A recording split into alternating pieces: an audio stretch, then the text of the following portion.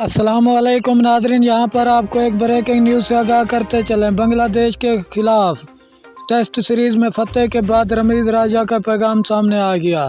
इससे पहले अगर आप हमारे चैनल पर न्यू हैं या पहली बार विज़िट कर रहे हैं तो चैनल सब्सक्राइब करें, साथ दिए गए बेल आइकन को ऑल पर कर दें, शेयर करें, कमेंट करें ताकि हर नई आने वाली वीडियो आप तक बआसानी पहुँचती रहे। तो नाज़रीन चलते हैं वीडियो की तरफ। Lahore chairman Pakistan cricket board (PCB) ने अपने पैगाम में कौमी क्रिकेट टीम को बांग्लादेश के खिलाफ टेस्ट सीरीज जीतने पर मुबारकबाद दी है। समाजी राब्ते की वेबसाइट ट्विटर पर ट्वीट करते हुए इनका कहना था कि बांग्लादेश के खिलाफ ये एक बेहतरीन जीत है। सबसे अच्छी बात टीम का T20 क्रिकेट से टेस्ट क्रिकेट में एडजस्ट होना है।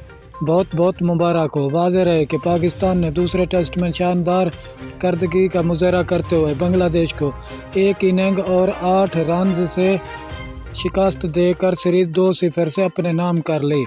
शुक्रिया नाजरीन हमारी वीडियो देखने का।